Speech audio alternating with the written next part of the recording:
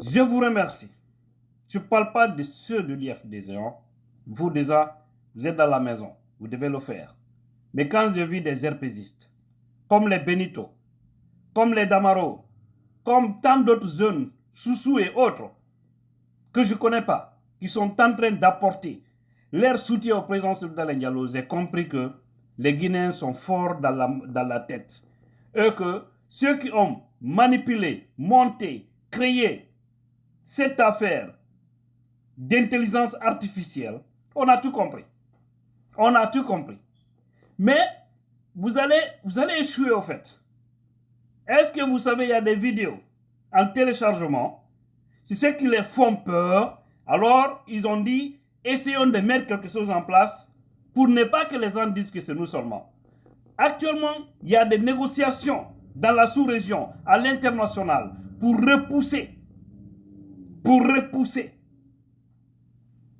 la transition guinéenne, pour ne pas qu'elle finisse en ce mois de décembre 2024. Oui, maintenant, il faut jouer à des manipulations pour décrédibiliser l'homme crédible. Regardez très bien ceux qui ont vu la vidéo. Moi, quand j'ai reçu pour la première fois, je ne faisais que rigoler au fait. Parce que je dis, mais nous, c'est quoi, mais qu'on fait tout quoi. C'est quoi, ngadi, mais n'a joli. Puis, du côté, n'importe qui presque, marre le logiciel du mot. Marre l'application du mot. Nous, très tout de. Mais c'est quoi, mais qu'on fait tout. Mais c'est quoi, mais qu'on fait tout. Non. Donc, comme notre militaire sympathisant faux, gentel en syndicant au vidéo. Gentel en syndicant au vidéo. Comme yeton, fi Allah. Wota wonki waru bernemo. Continue un combat mengo. Hay goto atta en distrait. Hay goto. Voilà. Et, mais humpondire goto. Mais den gollude mo. Ok? Wonandema mo jogi original video ko koni circule de do ko e contest hombo be ittimo ko hore hombo be yetti be tokki parce que ko andu c'est des choses qui se font en longueur de journée ko piji wondi wadde d'accord voilà en longueur de journée wombe wadde manipulation image de grandes personnalités. Alors là, nous, regardez la jeune fille là, Diaka Kamara. Ils ont montré une vidéo comme quoi c'est Diaka. Je vous jure, c'est pas Diaka. Parce que nous, on a cherché la vraie vidéo de ça. Non, c'est pas elle. Je détiens la vidéo originale. C'était un montage sur la fille. Diaka Kamara, qu'on est en train de parler aujourd'hui comme quoi, non, elle s'est filmée, elle n'avait rien sur elle. Et puis, paf, j'ai même vu certains influenceurs prendre juste côté poitrine, montrer, et puis la dénigrer. Les gens, il ne faut pas seulement voir quelque chose tomber là-dessus. Si vous avez vu que je ne me suis pas précipité pour venir faire des vidéos, depuis, je vous dis, depuis 3 heures du matin de chez nous ici, mon téléphone ne fait que crépiter. Finalement, je suis obligé de mettre sur renvoi. Et après, je trouve sur WhatsApp, j'ai compté les nombres d'appels, tout, c'est plus de 200 et quelques appels. J'ai dit, mais comment est-ce que moi je peux répondre à tout ce monde? La meilleure des choses, c'est de venir faire une vidéo et rassurer aux gens de rester tranquille. Le président Soudan Diallo, il est serein. Il est très fort dans sa tête. D'accord? Vous avez vu, c'est à Benzenville qu'il a prié le vendredi de ce 1er mars 2024. C'est à Abidjan. Vous avez vu les images, non? Ici? Donc il est serein. Il est vraiment serein. Hier, on lui a contacté. Il est serein. C'est un homme très fort dans la tête. Dit non, laissez le temps couler. C'est comme ça la vie. C'est un homme très fort. Parce que soit des pays, mais l'homme a trop subi. Des sont en train de tout faire pour l'anéantir, pour lui faire. Mais ce que le CNRD est en train de faire au président Selou, même le RPG, Alpha Condé n'a pas fait ça au président Selou. Mais qui chassent qui vont échouer. Est-ce que vous savez qu'il y a une vidéo en téléchargement de Mamadi Doumbouya. Vous le savez? Non, peut-être vous ne le savez pas. Est-ce que vous savez? Il y a une vidéo en téléchargement d'Ousmane Gawa Diallo. Vous le savez? Non, vous ne le savez pas. Mori Kondé, vous le savez? Non, vous ne le savez pas. Dansa Kourouma, vous le savez? Non, vous ne le savez pas. Alors, il y a les vidéos de tous ces gens-là qui sont en téléchargement. Vous avez vu aussi ici une vidéo de Aminata, colonel Aminata Diallo, qui a été aussi manigancée d'une manière qui a été mise en ligne pour dénigrer la dame. La Guinée est une usine de destruction d'êtres humains. C'est très dangereux. C'est pourquoi moi j'ai fait ici une vidéo. Concernant Charles White, j'avais dit, attention aux gens. Moi, la nudité de quelqu'un ou une personne est vue comme elle est née. Moi, mes mesures de ça, ou parler de ça négativement, lancer la joie, j'ai pas cette éducation-là. Parce que je sais, tous ces gens-là, c'est des pères de famille, c'est des gens qui ont des belles familles, c'est des gens qui ont des enfants, c'est des gens qui ont, c'est-à-dire qui ont un respect, qui sont respectés à travers le monde. Je vais vous faire une anecdote. Est-ce que vous savez, il y a de ces endroits où ceux qui dirigent actuellement le pays sont en train d'aller pour avoir le soutien de ceux-ci, afin de prolonger la transition, et que ceux-ci, on dit que la réponse n'est pas dans l'air, mais de revenir vers Soldat Diallo, parce qu'ils sont tous convaincus que Soldat Diallo, il n'est pas à Mohamed V, mais c'est l'homme de la situation guinéenne, qui est dans l'esprit de la majorité des Guinéens. D'accord?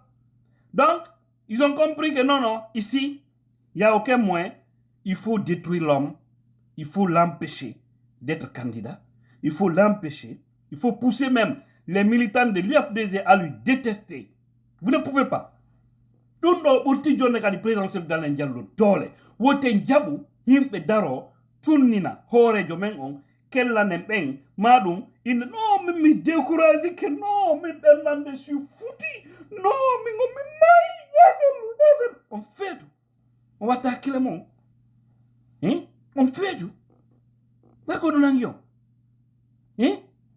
ko nangyo wandi ko jokuro donc andi ko aduna honnu wonde ko aduna nyanne wonde système nyanne tous les moyens sont bons pour eux pour détruire les gens ko do min Guinée manda si ko kuddi sa woli mettembe ben mais min o minne ko kuddi sentane o video fiala sentane mode senditane o video e wode mo kadi audio fi yette bari be araben togu connexion no be wawira jentorade message on en jindina e plateforme ji fo WhatsApp sendite partout parce que même ben anda ko ni ko derdo ça c'est quelle sorcellerie awa harei nini minion meden gollude no me hendori finalité on video original on den on gasi wo men adde me yebana jama on inchallah o bay tun ko piji awata balance de Facebook directement et si ça balance Facebook no dan ni dépassement dan ni na mo fe ko hubita da aduna bay non page e tawata en golliye mon hay semi yettanaki buygo e mon kadi une page gila hitande honde hay joni ronko hebude 400 000 abonnés tawno de mari vidéo ji hebayde 600 000 jusqu'à 1 million et quelques de views din vidéo ji den jogiti hay joni ne ronko hebude 500 000 abonnés nargol tundara sido yidi goddo ko ni wadde jonnemo dole parce que ko yon andu ko dido ndokade ne marden ko défendor den fibe on be nyakinde donc kala ma bonaki page on tijan la puissance mi torike on yahe abono don ndare no yiro ni page duma on hella ka nanomo o yado no gol no windi suivre ko don di bouton ma do are be wonni follow ko don di bouton maray ibe waddon zem ko don di bouton na ko windi don s'abonner en bleu wala nyon parce que di bay don tumo yey don affaire mbudi na don ay goto yobata mbudi fi abona ko le page goddo donc toujours so no uditir don ka côté gauche abonné yanye parce que combat on noirde combat on titiki noirde voilà be abonaki be fu mawo be landarde on abonaki pasan on dare o do be yinne do no mais ala ide vidéo ji ma joni ala no yira sa abonaki ba ndu da hinu da ko notification vidéo ko sa ari Facebook o hazaria voilà donc ara ko du won to men tori ke jamao soutenir président Mengo 65%. Inch'Allah, prochaine élection. ngabe rewri wo so be fala nan do tumbe watta so be fala be jetta president on be ya be wada montage be jettamo be tumba mo hakkune do andi dade honno Thailand misiko capital wara be burata yeyitade ton so be fala ko montage be hollata haray be wadi president on hakkune benton dum découragata taille présidentiel Dalla Diallo. Voilà, soyons forts dans la tête, très forts on famille. Voilà o ya do nini kadi ko fi kadi Hajji Halimatu woni wolde c'est ils sont très cruels so remarque on yi ni FDG no porte plainte contre Madi Findiane, ancien ministre de la sécurité dans Alpha darno do inni Alpha est ingrat. Peut-être c'est Mamadi Diané qui est ingrat parce que Alpha au moins est nommé, c'est de l'ingratitude totale. On yi dun no wadi dum pang hawrondiri woni do coïncidence donc piji buyno ley on andu non kanyum Mamadi Diané ancien ministre de la sécurité wonno don gouverneur labe fianintingo yimbe ben mojja no be famira ni ko di mutawa e conseiller be kanyu Mamadi Doumbouya kambe fo woni juñude Mamadi kaniwre wada afa leji créer problème lendi inna e kana man se ablade kono mahin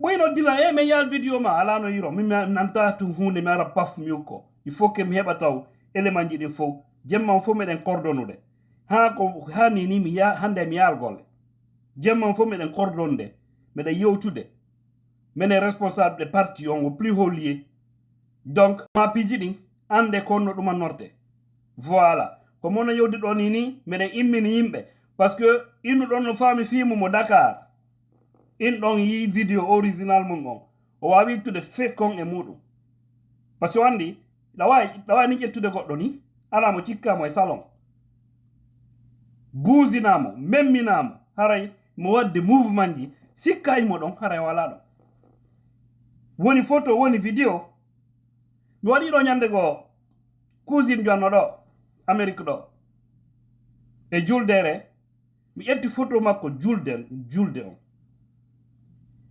e neno goto makko worbe wombe Guinée mi takkindire photo on mi arrange dum ha arrange si ayi enne kambe woni nokku goto ido wo ngalday kambe tiibaybe min cousin ko non do wonire min na way ko technologie ko dum nata intelligence artificielle ko ma andane boy min wala commentaire yi kere kari joari gelano to marda pourtant wala to America donc dum foko me ben ando o ni kam men ko fi Hajji Halimatu woni wolde mi wola non dum kadi parce que mo comment prépare hakkil jumonde wonande ma Hajji Halimatu e suka wonno yiya e bordo bardare ko montage ko be habbiti be tournina e présidentiel des familles makko mais marsata en wata jebude dum des millions de personnes mi so wadim piji mi ara to mi rewa mi fejja wota goto sendu so wadim piji ko conseil on non kadi parce que plus on sendu tude plus on jonude dole hendino du woyo supprimo na piji marte de téléphone e kadi saria no tongi so wadim piji saria on no tongi so wadim piji so remarque ça do Facebook e wono do detect no do video ko circle no do so wadim piji Facebook danni no do compte jimbe buy Facebook himbe buy perdu no compte mabbe fi so wadim piji so be danni le be arti ton compte ma aduna donc watta yili foda sendutugol ko senditawo ok do soutien présidentiel do ko min non ko gad fi Hajji Halimatu na bonno wal hakkilmo ko wonu prêt fi so yoyi ara juhalion so yali alhamdulillah torki non lawto yi parce que be wada woni montage fenandeji be arna kila do yimbe be min ne don yetade fattuji gono créé do faux compte Facebook ko mami wala dum kat toujours parce que on bay mi ni toujours tidian la puissance joni ko no wadi o wadi gol sanzo kame inde ne wada yon tidian la force pourtant mi ala ande kadi pas inte do tidian la force mi supprimino complètement tidian la force mi changi de inde ne o pas do ko do wonno tidian la force o mo men publie de do voilà ko page de mi jogti tidian 224 et tidian la puissance ka puissance do mi publieta mi partage oya donc nous facture dans ya foto ko wande mi yanata mais franchement no musi quoi donc be wadde manipulation ji arna ka yimbe be wada piji yalla ida donc les gens ils sont capables, ils sont prêts à nous détruire.